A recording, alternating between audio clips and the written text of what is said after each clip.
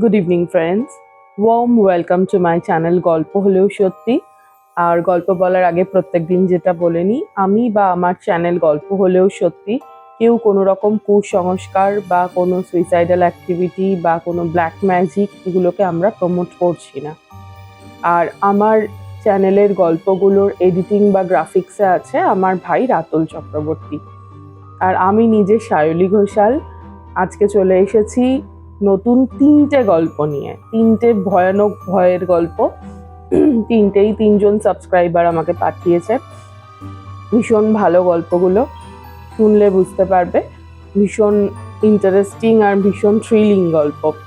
তো প্রথম গল্পটা শুরু করছি। প্রথম গল্পটা হচ্ছে পাঠিয়েছে সৌরভ ভূঁইয়া। ঠিক আছে, সৌরভ পাঠিয়েছে সৌরভের নিজের ঠাকুরদা ঠাকুমার গল্প।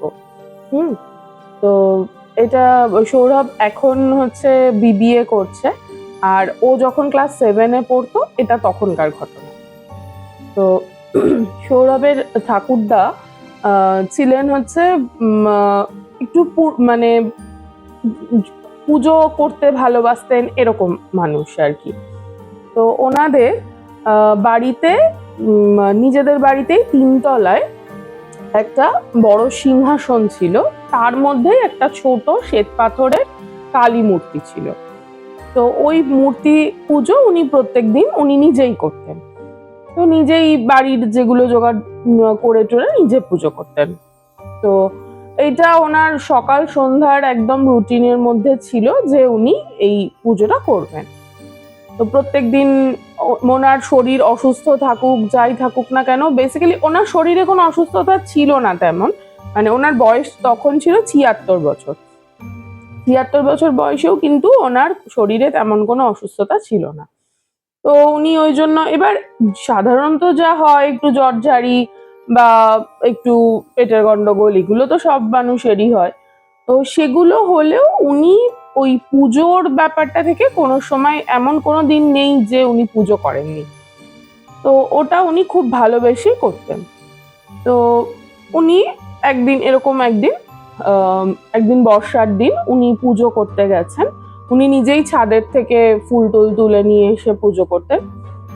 তো এইবার পুজোর পরে কি হয়েছে, উনি যখন সিঁড়ি দিয়ে নামছেন, ওনার ওই বর্ষার দিন তো এবার হয়তো চটিতে একটু জল ছিল বা কিছু, কোনোভাবে উনি স্লিপ করে হচ্ছে একদম গড়িয়ে গড়িয়ে সিঁড়ি দিয়ে পড়ে যান।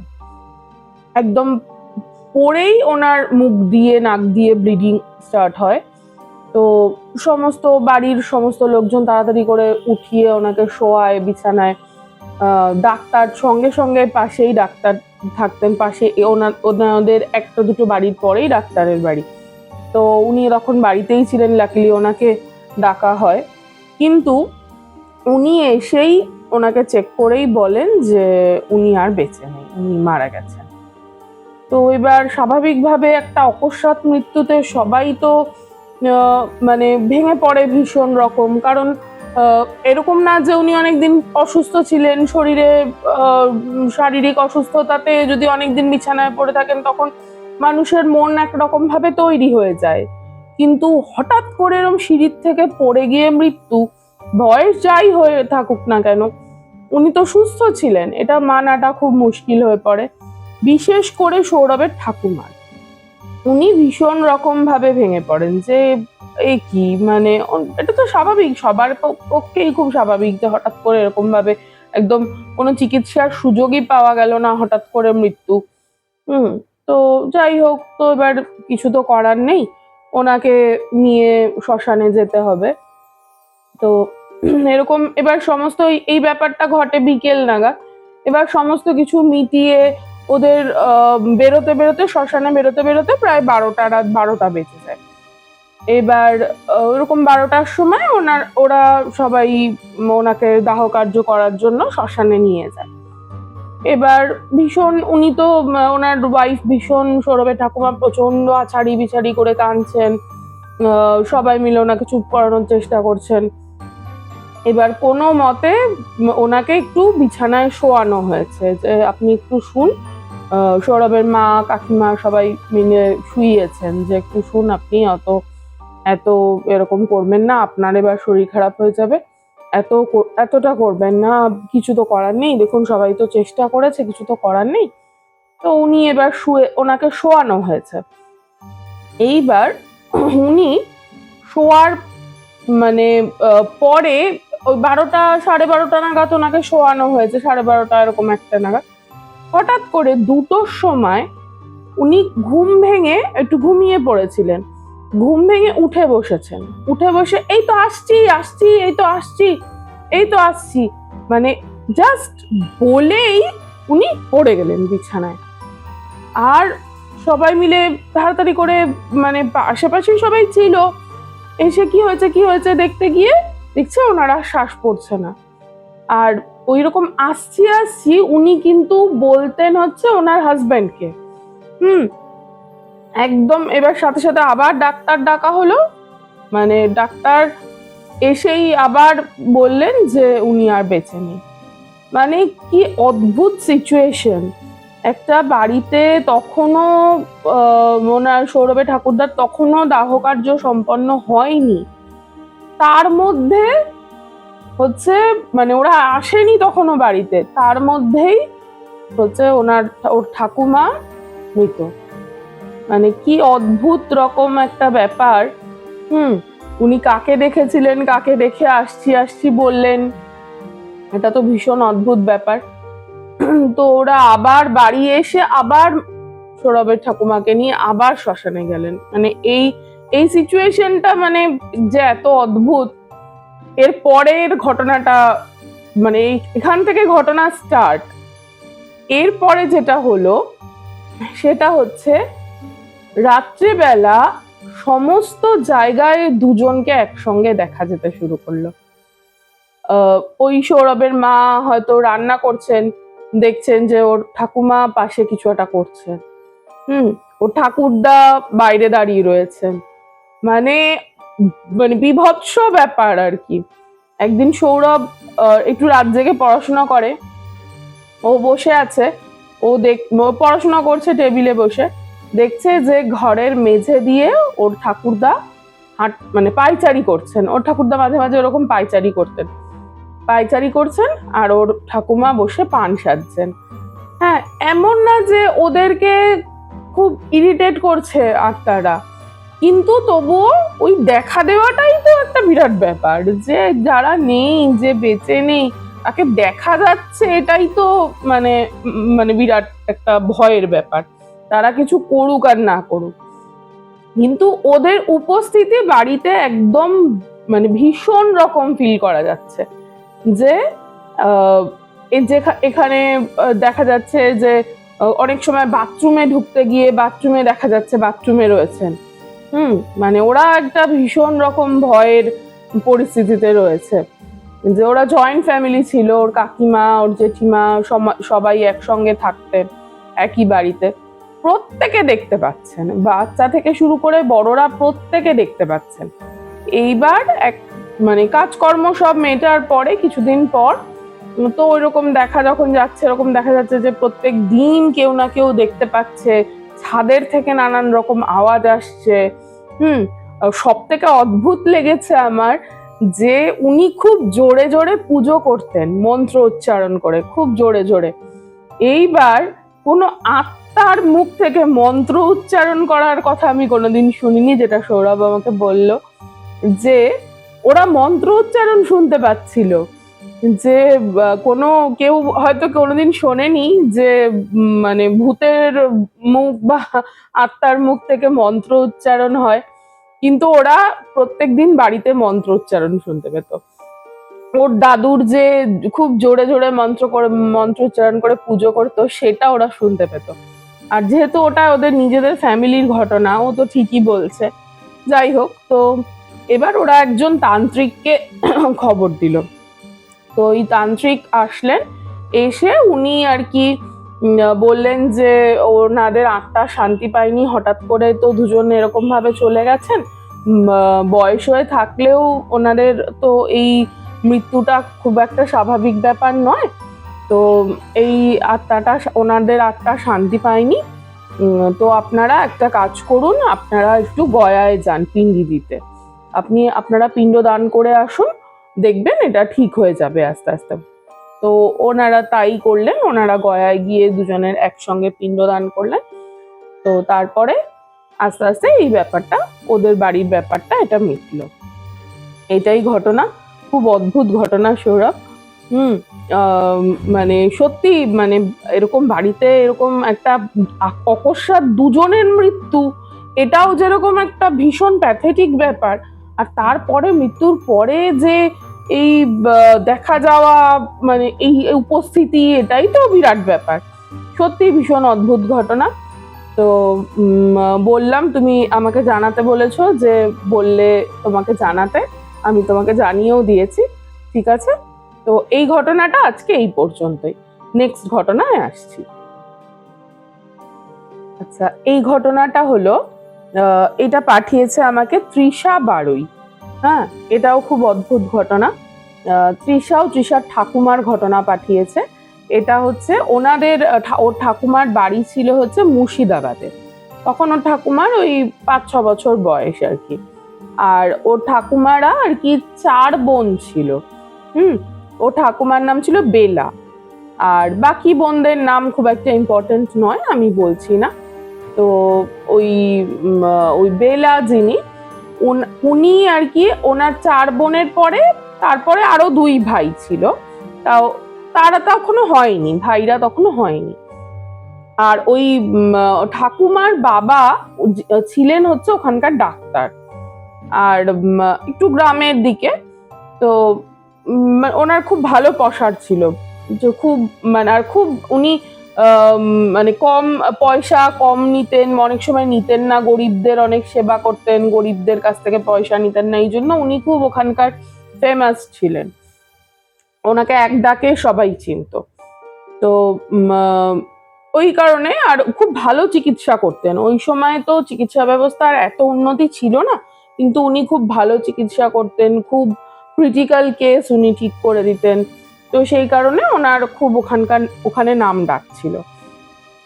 এবার ওই বেলা, ওই তৃষার যে ঠাকুমা, উনি প্রত্যেক দিন উনি সকালবেলা ফুল তুলতে বেরোতেন। ওই যা হয় বাচ্চারা তখন বাড়ির, আর ওনাদের বাড়ির বাগানে প্রচুর ফুল হতো, মানে বিরাট বাগান, আর প্রচুর তাতে ফুল হতো, মানে ফুল তুলে শেষ করা যেত না, এত ফুল হতো। এবার 4টের সময় ওরা ওই 4 বোন মিলে ফুল তুলতে যেত। এবার একটা 4 জনের 4টে ঝুড়ি ছিল, ওই ঝুড়ি নিয়ে 4 জনে বেরিয়ে পড়তো ফুল তুলতে, নিজের বাড়ির বাগানেই তুলতো। এবার ওই হঠাৎ করে একদিন এরকম ওই বেলা ফুল তুলতে বেরোচ্ছে, তো রাত এরকম 4টের সময় তো সবসময় আলো ফোটে না, একটু যখন গরমকালেও 4টের সময় ঠিক আলো ফোটে না, আলো ফুটতে ফুটতে মোটামুটি 4:30 5টা হয়ে যায়। তো ও আর কি এরকম ঝুড়িটা নিয়ে যাবে, তো দেখছে যে বোনরা তখনও ওঠেনি। তো বোনদের ডাকছে, কিরে যাবি না, এই যাবি না ফুল তুলতে যাবি না, বেরোবি না তোরা, কিরে কিরে? তো কেউ না, তো এরকম করছে, মানে যাবে না আর কি। হ্যাঁ, তুই যা, ভাল লাগছে না। এবার বলছে, কেউ যাবি না, তোরা কেউ যাবি না? তখন সবাই বলছে, না যাব না, তুই যা।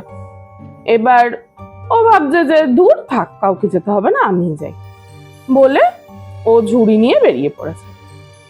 বেরিয়ে ও ওখানে ফুল তুলছে। এইবার ও দেখছে একটা সাদা ঘোমটা পরা একটা মহিলা, সেও ফুল তুলছে, আর সে ওর আগে আগে আগে আগে ফুল তুলতে যাচ্ছে।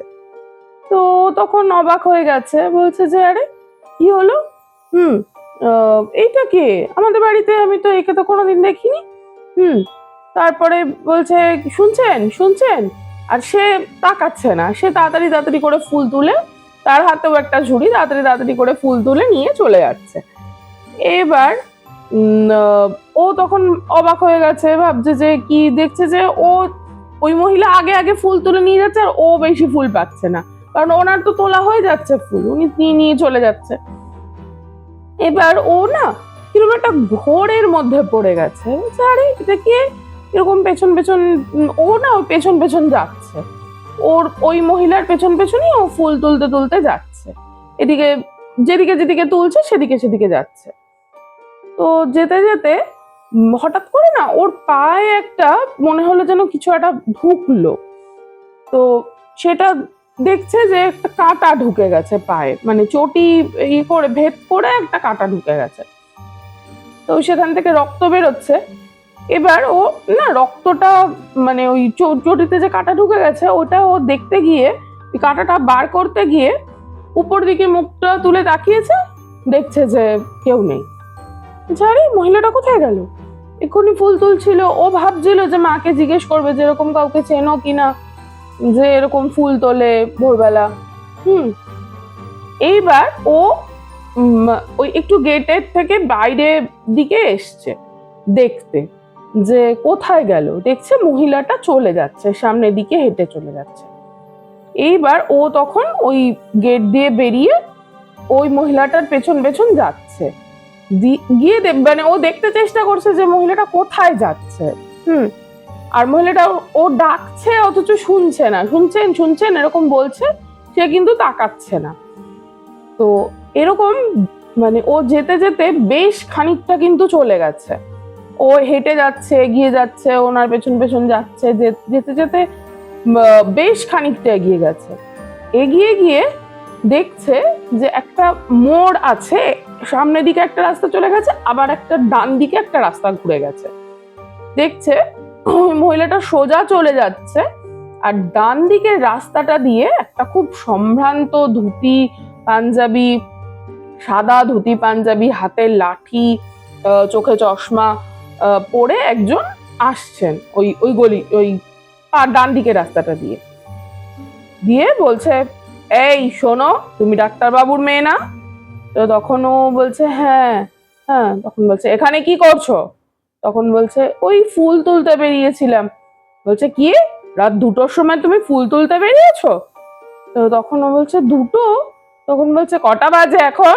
2টো বাজে, তাড়াতাড়ি বাড়ি যাও, শিগগিরই, এত রাতে কেউ ফুল তুলতে বেরোয়? কার পেছন পেছন যাচ্ছ?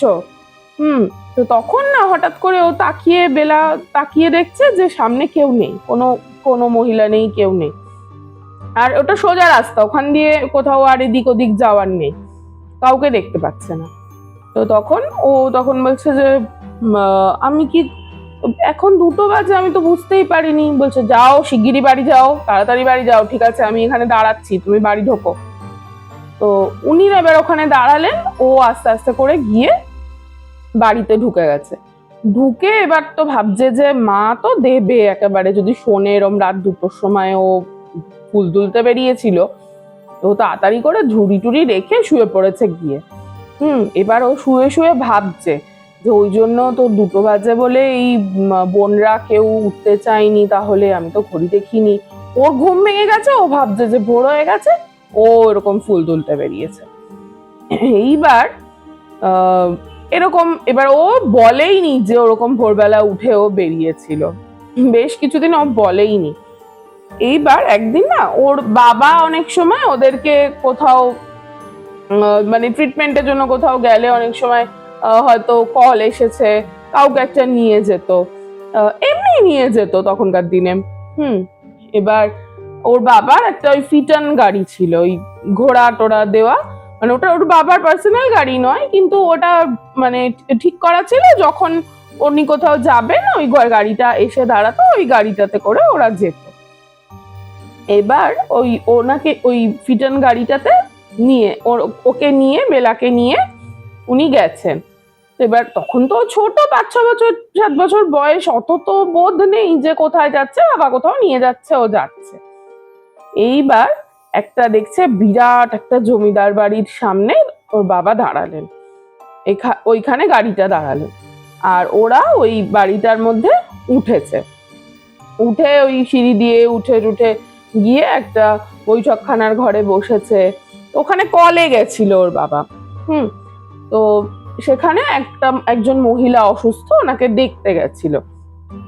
তো ওর বাবার সাথে সাথে ও গেছে, গিয়ে দেখছে একটা বিরাট পালঙ্কে একজন মহিলা শুয়ে আছে, আর সেই মহিলার পাশে একটা বিরাট ছবি, তাতে মালা পরানো আর সেই মানুষটার ছবি যে হচ্ছে ওই যে ওই ও দেখেছিল না ডান দিকে রাস্তাটা দিয়ে একটা বয়স্ক মানুষ, খুব সম্ভ্রান্ত ভদ্রলোক, যে এসে ওকে বলেছিল রাত 2টোর সময় তুমি কোথায় যাচ্ছ, সেই ভদ্রলোকের ছবি ওখানে, সেটাতে মালা পরানো, সামনে ধূপ দেওয়া।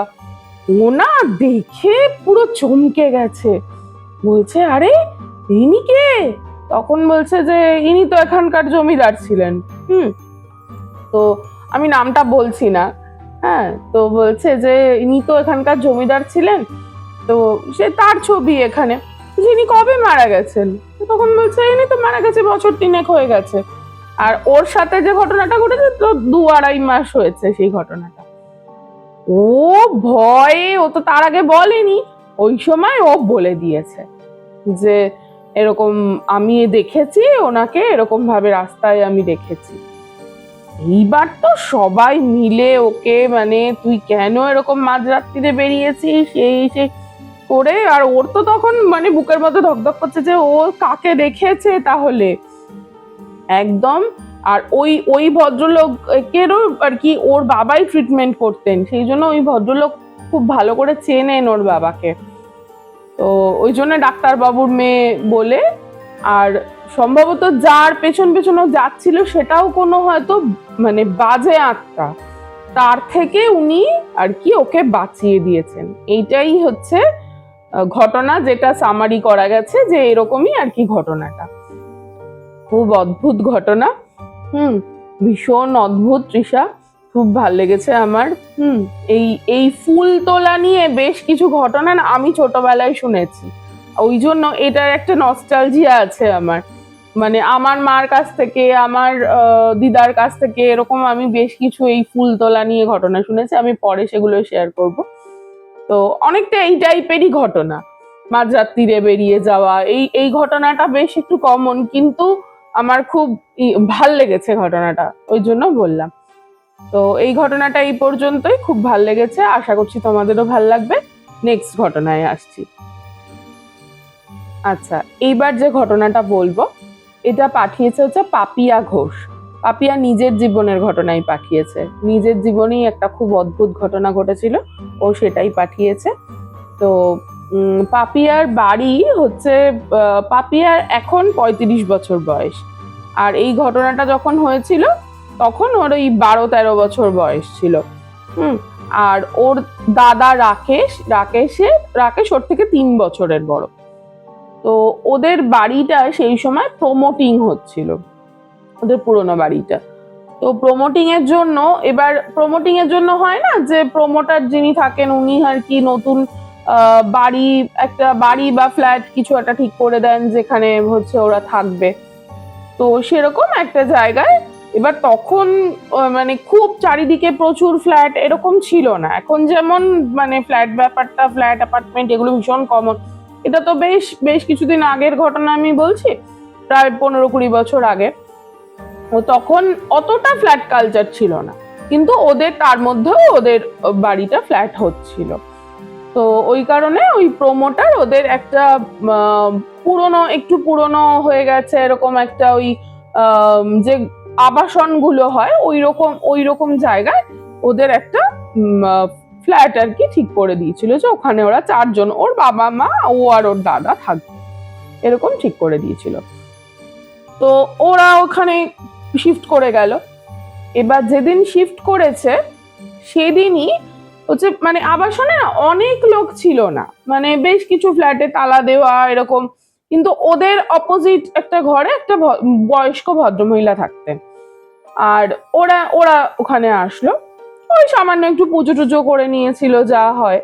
তো ওটা তো ভাড়া বাড়ি, নিজেদের বাড়ি হলে তো ভালো করে পুজো টুজো করতো, কিন্তু ভাড়া বাড়ি ওই একটু জাস্ট একটু পুজো করে নিয়েছিল। তো ওই দিনকেই সন্ধ্যেবেলা এই হচ্ছে পাপিয়ার না ভীষণ ওদের তো নিজের বাড়িতেই থাকতো, তো ওখানকার ভীষণ ছাদে যাওয়ার নেশা, ওই ছাদে গিয়ে একটু বিকালবেলা ঘুরবে বেড়াবে, এরকম একটু খুব ওর নেশা, যে একটু গাছপালা দেখবে, পাখি দেখবে, ছাদে যাবে বিকেল বেলাটা। তো ও এখানে এসে ওর দাদা আর ও দুজনে একসাথেই গেছে ছাদে, মানে একা, ওই নতুন জায়গা তো, এবার ওর মা বলেছে দাদার সাথে যা, দাদাও গেছে, ও গেছে। গিয়ে দুজনে একটু ছাদে ঘোরাঘুরি করছে, রেলিং দিয়ে একটু দেখছে এদিক ওদিক, 6 তলার ছাদ। তো একটু এদিক দিয়ে ওদিক দিয়ে ঘোরাঘুরি করছে, দেখছে। এরকম দেখতে দেখতে ওর দাদা একটা নিচে দেখছে যে কতগুলো ছেলে একটা মাঠের মধ্যে ফুটবল খেলছে। তো ওর দাদার তো খুব ইন্টারেস্ট লেগে গেছে যে ফুটবল খেলছে। এবার ওর দাদা খুব মন দিয়ে সেটা দেখছে। দেখতে দেখতে হঠাৎ করে দেখছে পাশে পাপিয়া নেই। এবার ও ভাবছে কি হলো, কোথায় গেল, ডাকছে পাপিয়া পাপিয়া করে ডাকছে। এবার পাপিয়ার কোনো সাড়া নেই। এবার ও অনেকক্ষণ ধরে ডাকছে, ডেকে তখন ভাবছে তাহলে মনে হয় নিচে চলে গেছে, ঘরে চলে গেছে। তো ও না তখন আরো খানিকক্ষণ ওখানেই ছিল। ও অতটা ভাবেনি, ও ভেবেছে যে ও ঘরে চলে গেছে, তো ওকে বলেনি, না বলে চলে গেছে। এইবার বেশি একটু সন্ধে সন্ধে হয়ে এসছে, তখন ও নেমেছে। নিচে নেমে ঘরে ওর মাকে বলছে, ওর মা বলছে কোথায় পাপিয়া কোথায়? তখন বলছে যে বোন নামেনি। তখন বলছে নামেনি মানে? তোর সাথেই তো গেল। তখন বলছে হ্যাঁ, কিন্তু ও তো ছিল না ছাদে, আমি তোকে দেখলাম না। তখন বলছে দেখলি না মানে? তোরা তো একসাথেই গেলি, তাহলে তোরা ছিলি কোথায়? এবার ও তখন বলছে আমি একটু খেলা দেখছিলাম, আমি তারপরে ওকে আর দেখতে পাইনি। এবার তোর মা ভীষণ বকা দিচ্ছে, আরে বলিস কি, বোন এই বিয়ের মধ্যে কোথায় চলে গেল, এই এখন কোথায় খুঁজবো, আমি কোথায় কি করব। এবার ভীষণ টেনশনে পড়ে গেছে। এবার বলছে কি চলো তো আরেকবার ছাদেই চলো বলে ওর মা আর ওই রাকেশ, ওর বাবা ছিল না তখন বাড়িতে, দুজন মিলে আবার ছাদে গেছে। ছাদে গিয়ে মানে এদিক ওদিক দেখতে দেখতে না মনে হচ্ছে কিছু একটা মানে হাসি বা কিছু একটা কথা বলার আওয়াজ, ওই পাপিয়ার গলার আওয়াজ পাচ্ছে। তখন বলছে কোথা থেকে আসছে? তখন দেখছে ওই মানে ছাদের যে সিঁড়ি ঘরটা হয়, যে ছাদের যে সিঁড়ি ওঠার যে সিঁড়িটা, ওইটার পাশ দিয়ে একটা এরকম লোহার একটা সিঁড়ি চলে গেছে ওটার ছাদে যাওয়ার জন্য, ওই ছাদের সিঁড়ি ঘরের ছাদে যাওয়ার জন্য। ওইখান থেকে আওয়াজ আসছে। এবার ওরা ওই লোহার সিঁড়ি বেয়ে গেছে উপরে, গিয়ে দেখছে না ও এরকম দুলে দুলে দুলে দুলে হি হি হি করে হাসছে, হি হি হি করে হাসতে হাসতে আর কি সব যেন বলছে। এইবার তো ওর মার মোটেও স্বাভাবিক লাগেনি ব্যাপারটা। এবার ওর মা তো গিয়ে কি রে কি করছিস তুই এখানে, কি করছিস, এরকম করে ওকে ধরে এরকম এরকম করেছে। তখন বাপিয়া বলছে এখানে কি শীত করছে না মা, এখানে কি শীত করছে না, হি হি হি হি করে হাসছে।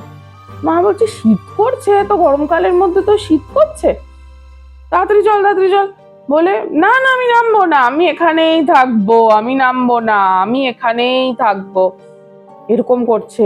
এইবার তো ওর মা পুরো বুঝেছে যে তো স্বাভাবিক ব্যাপার মনে হচ্ছে না বলে ওর তাড়াতাড়ি করে ওর মা বলছে, ওর রাকেশকে বলেছে ধর ওকে। ও রাকেশও তো ছোট, খুব বড় তো না, ওর থেকে 3 বছরের বড়, 15-16 বছর বয়স। কোনো মতে বোনকে দুজনে মিলে ওই রাকেশ আর ওর মা দুজনে মিলে পাপিয়াকে ধরে টরে নামিয়েছে। নামিয়ে এবার ও কিছুতেই নামবে না। এবার না নিচে নেমে না সেই গজরাচ্ছে, আর ওর না মানে গলাটা কিরকম যেন চেঞ্জ হয়ে গেছে। ও বলছে আমাকে কেন নামিয়ে আনলি, কেন আনলি, মানে ওর গলাটা ওর গলাই না, একটা মনে হচ্ছে যেন অন্য কারোর একটা গলা। মনে হচ্ছে বলছে কেন নামিয়ে আনলি আমাকে, ওটা আমার জায়গা, আমাকে আমার জায়গা থেকে কেন নামিয়ে আনলি। বলে না গিয়ে তাড়াতাড়ি করে দেওয়ালের মধ্যে ঠক ঠক করে মাথা ঢুকছে, আর ওর পাপিয়ার মাথার থেকে পুরো কেটে রক্ত বেরিয়ে যাচ্ছে, এত জোরে মাথা ঢুকছে। এইবার ওর মা জোর করে টেনে এনেছে, বলছে কি রে এরকম করছিস কেন বলে না, মানে ওরা বাড়িতে অত চেঁচামেচি হচ্ছে। তখন ওই উল্টো দিকের ফ্ল্যাটের যিনি বয়স্ক ভদ্রমহিলা ছিলেন উনি বেরিয়েছেন। উনি বেরিয়ে এসে তখন বলছেন কি হয়েছে, ওদের ঘরের সামনে তো ঘরের দরজা টরজা সব খোলা, মানে ওকে তো কোনো মতে ঢুকিয়েছে, তখনও দরজা বন্ধ করার মতো ওদের পরিস্থিতি হয়নি। আর উনি না ওই দরজার সামনে দাঁড়িয়ে বলছেন কি হয়েছে। তখন বলছে যে এই আমার মেয়ে আর ছেলে ছাদে গেছিল, এই কিরকম করছে, আমি তো কিছু বুঝতে পারছি না, এটা তো আমার স্বাভাবিক ব্যাপার লাগছে না। তো তখন ওই ভদ্রমহিলা বলছে ছাদে গেছিল কেন, আপনাদের প্রমোটার কেউ বলে দেয়নি যে ছাদে যাওয়া যাবে না? তো তখন বলছে যে না না, তো কেউ তো কিছু বলেনি। তখন বলছে এখানে তো কেউ ছাদে যায় না, এখানে তো ছাদে খুব একটা বড় দুর্ঘটনা হয়েছিল, তারপর থেকে কেউ ছাদে যায় না। তখন বলছে কি হয়েছিল, তখন বলছে ওসব ছাড়ুন, ওকে আগে ঠিক করতে হবে বলে, তখন বলছে কি করব, ও তো এরকম করছে, বলছে ওকে আগে নালে ওর নিজের ক্ষতি নিজে করবে, আপনারা ওর হাত পা গুলো একটুখানি কিছু দিয়ে বাঁধুন, না হলে কিছু করা যাবে না। এইবার ওর মা আর কি সে ওড়না টোড়না দিয়ে শাড়ি টাড়ি দিয়ে কোনো মতে ওর হাতটা বেঁধেছে, বেঁধে বলছে দেখুন ও আমার মানে হাজবেন্ড না আসা পর্যন্ত তো আমি কি করব, আমি তো কিছুই বুঝতে পারছি না। এবার ও সেই গজরাচ্ছে গোঙাচ্ছে কেমন একটা করছে, হাতগুলো বেঁধে দিয়েছে, কিন্তু তা সত্ত্বেও ও সেই কিরকম একটা করে যাচ্ছে, মানে বীভৎস আচরণ করে যাচ্ছে। এইবার ওর মা ভীষণ ভয় পেয়ে তারপরে কিছুক্ষণ ওই প্রায় 8টা সাড়ে 8টা নাগাদ ওর বাবা ফিরেছে, তখন ওই ভদ্রমহিলা বলেছে যে আমি একটা জায়গার অ্যাড্রেস বলছি, হ্যাঁ, কারণ আমার ঘরেও এরকম ঘটনা ঘটেছে এর আগে, এই ছাদের থেকেই আপনারা ওইখানে যান, গিয়ে একজন তান্ত্রিক ভদ্রলোক আছেন, ওনাকে নিয়ে আসুন, উনি এর বিধান উনি দিতে পারবেন, কি করতে হবে না করতে হবে সেটা উনি বলতে পারবেন বলে। এবার ওই ভদ্রমহিলা আর কি ওই অ্যাড্রেসটা দিলেন, তো ওর বাবা কোনো মতে ওকে ওই আটকে রেখে, আর ও সমানে ওরকম করে যাচ্ছে, আমাকে কেন নামিয়ে আনলি, হ্যাঁ আমি ওটা আমার জায়গা, আমাকে কেন ওখান থেকে নামিয়ে আনলি, আমাকে আবার দিয়ে আয় ওখানে, আমাকে ছেড়ে দে করে সেই ভাত টাত মানে কোনো মতে মোচড়াচ্ছে, হাত কেটে যাচ্ছে, রক্ত বেরিয়ে যাচ্ছে, তবুও ওই রকম করে যাচ্ছে। এবার ওর বাবা ওই ওনাকে নিয়ে আসলেন তান্ত্রিককে, উনি এসে বললেন যে এখানের ছাদের তো এরকম মানে আগেও হয়েছে, মানে ওইখান থেকে একটা লোক সে আর কি তার কিছু নিজের কোনো মানে হয়তো মানে সাংসারিক কোনো অশান্তি, পারিবারিক কোনো অশান্তিতে উনি ওখান থেকে সুইসাইড করেছিল। তারপর থেকে এই মানে উপর ছাদে ওদের যাওয়া পুরো বন্ধ। ওরা কেন কোনোভাবে ওদেরকে খবর দেওয়া হয়নি, ওরা জানে না, সেই জন্যই গেছিল। ছাদে গিয়ে এবার বীভৎস ভাবে ওরকম হয়েছে, সেইটা বলছে যে মানে অনেক কষ্ট করে ওকে কিন্তু ছাড়াতে হবে, এটা একদমই বীভৎস ঘটনা। এর আগেও এখানে হয়েছে, আমি অনেক বেগ পেয়েছি এই ছাড়াতে গিয়ে। তো এবার ওকে ওই একটু তাবিজ কবজ দিয়ে নানান রকম জল ঠল করে হোম যজ্ঞ টজ্ঞ করে ওকে আস্তে আস্তে সুস্থ করা হলো, ও ঠিক হলো। আর তখন থেকে ওই তান্ত্রিক ভদ্রলোক উনি আর কি ওই ছাদে না একদম জাস্ট দরজাটা একদম সিল করানোর ব্যবস্থা করে দিল, যে একদম এই দরজার কোনো তালার কোনো চাবি নেই, কিছু নেই, একদম মোটা একটা তালা ঝুলবে, আর পুরো একদম সেই রেড ইয়ে দিয়ে মানে অ্যালার্ট করে দেওয়ার যে ডেঞ্জার বলে এরকম ভাবে ছাদে তারপর থেকে ওদের ওইটা লাগানো হলো। আর তারপরে আস্তে আস্তে পাপিয়া ঠিক হয়ে গেছিল, ওই উনি ঠিক করে দিয়েছিলেন। তো এইটাই ঘটনা। মানে পজেসড হয়ে যাওয়ার, অ্যাকচুয়ালি এটা পজেসড হয়ে যাওয়ার ঘটনা, মানে ছাদের কোনো বাজে আত্মা ওর মধ্যে ঢুকে গিয়েছিল, আর সেটা ওইভাবে আর কি পজেসড হয়ে গিয়ে ওর এই যে আচরণগুলো করছিল এগুলো অ্যাকচুয়ালি পজেসড হয়ে গিয়ে করছিল। তো আজকের এটাই ঘটনা, এই 3টে ঘটনা। আশা করছি সবার ভালো লাগবে, আমাকে জানিও অবশ্যই কেমন লাগছে। আর সবাই ঘটনা পাঠাচ্ছ, আরো ঘটনা পাঠাও, আমি যেগুলো পছন্দ হচ্ছে আমি নিশ্চয়ই বলছি। আর খুব মানে আমি ভীষণ ওভারওয়েলড যে সবাই চ্যানেলটাকে এত তোমরা অ্যাকসেপ্ট করে নিয়েছো, এত ভালোবাসছো। তো এই আজকে ঘটনা এই পর্যন্তই, এই 3টে ঘটনা আশা করছি তোমাদের ভালো লেগেছে। আর আমার ফোন নাম্বার হচ্ছে 9477422110, 9477422110। আমি স্ক্রিনে দিয়ে দিচ্ছি, তোমাদের ইচ্ছা হলে এই তোমাদের যদি সত্যি ঘটনা কিছু তোমাদের নিজেদের জীবনের হোক বা কেউ অনেকে কালেক্ট করে পাঠাচ্ছ, তো সেগুলো আমাকে পাঠিও, আমি সেগুলো বলবো। তোমাদের নিজেদের যে ধরনের ঘটনা শুনতে ইচ্ছে করবে সেরকম ঘটনাই পাঠিও, যেটা সত্যি ঘটনা অবশ্যই। তো আজকের মতো এই পর্যন্তই, সবাই ভালো থেকো। আমার চ্যানেলটা অবশ্যই সাবস্ক্রাইব করো, লাইক করো, আর আমাকে জানিও অবশ্যই কমেন্ট করে যে কেমন লাগছে। আজকের মতো এই পর্যন্তই। Bye, good night.